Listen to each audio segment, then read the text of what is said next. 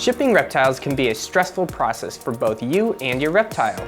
Today, we are going to show you our process for shipping reptiles to make things easier for you.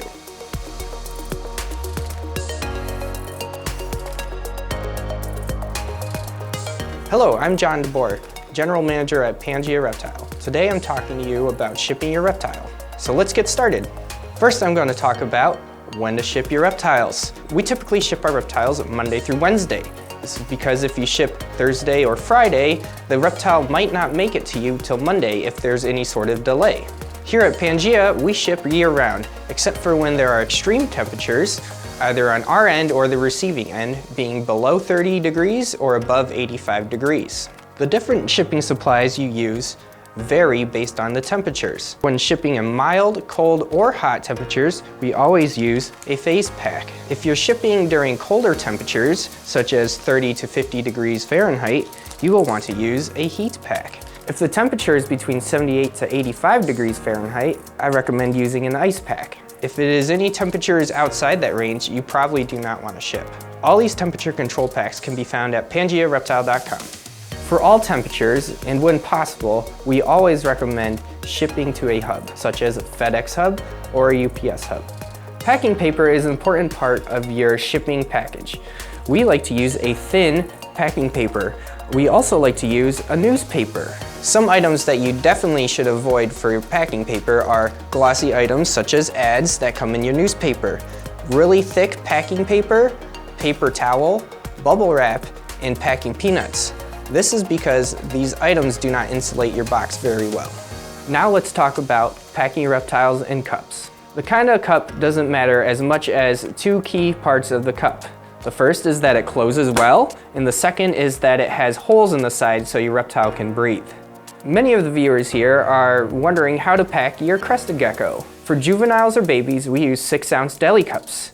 Anything about 10-15 grams, we use a 10-ounce cup. Any larger than that, that's not a full adult, we'll like to use a 12 or 16-ounce cup. Anything large with a full tail, we like to use a 32-ounce cup. After picking your container for shipping your reptile, you want to pick an appropriate sized box. The smaller 4-inch cups can fit into a 7x7x6 box. Any larger deli cups, such as the 32-ounce, can fit in an 8x8x7 box or anything larger, such as this 11x11x6 box. Now I'm going to show you how to line your cup for packing your reptile safely. You're going to want to take paper towel and make a concave shape into your deli cup so the animal can go in and feel secure.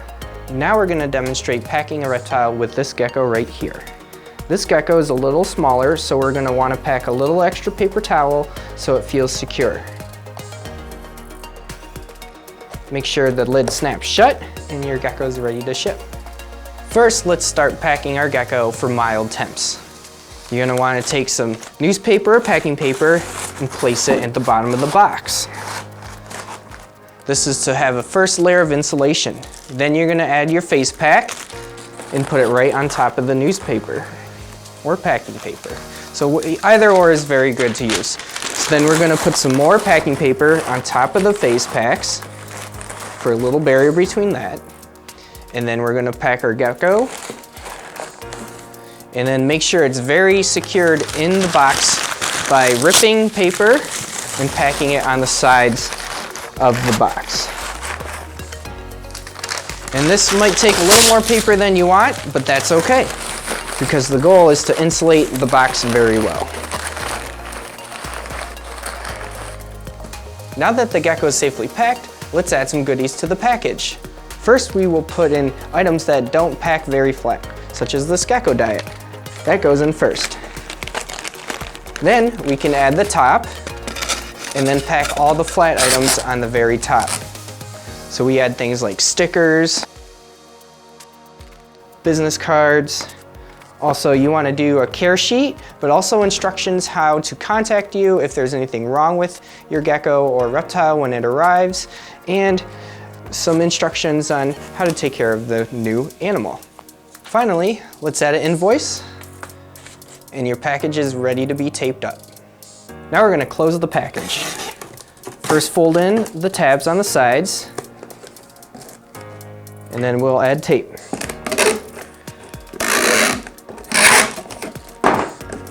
You make an H formation with the tape, closing each side.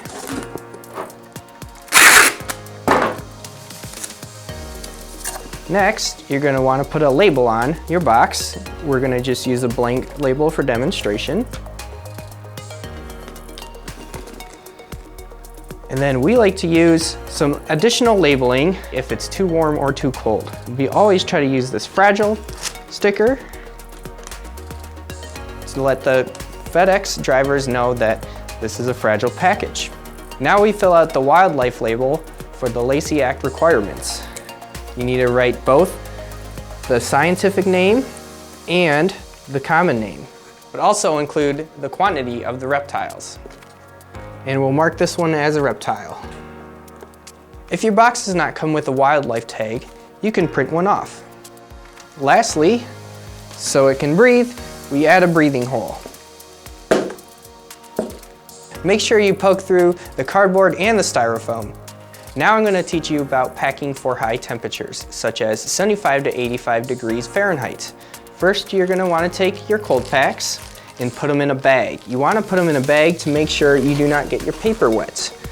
I next put some paper over the cold packs, just as a little barrier. Next, we add a phase pack.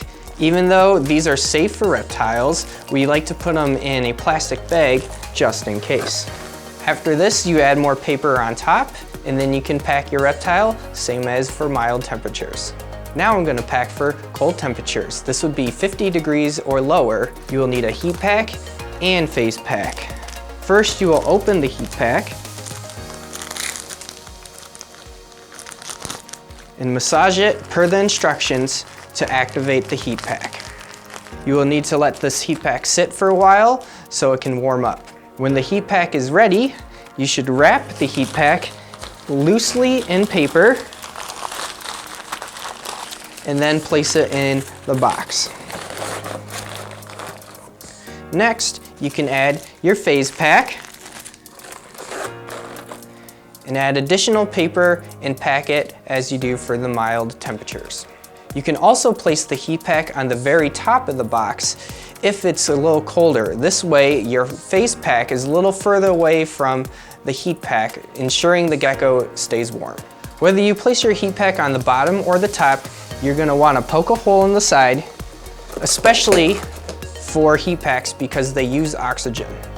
Now that our gecko is all packed, a few closing tips. The first is to use a FedEx hub. This is because it will take less time for your gecko to get to you because it won't go on a truck that could have extreme temperatures. When selecting a FedEx hub, talk to your customer to see if they have a preferred hub they would like you to ship to. You also will have to make sure the FedEx hub can accept the reptile. To do this, I look for hubs that accept dangerous goods. These will guarantee that your reptile can be shipped safely to that FedEx hub. Again, I would like to recommend using phase packs for all temperatures. This helps you maintain a stable temperature during the cold or hot times, but also during good shipping times. You never know if it might get too hot or too cold during shipping. Adding goodies like stickers and pins are a great way to show your customer that you appreciate them, but also to get your brand out there and help you get more sales. Lastly, I'd like to let you know that communication is an essential part of shipping your reptile. Telling the customer that you are shipping the reptile, giving them the tracking information, assures the customer that your reptile is going to arrive safely. Thanks for watching. Give us a like if you found this helpful, a follow for more Pangea content, and let us know in the comments what you'd like to learn in a future video.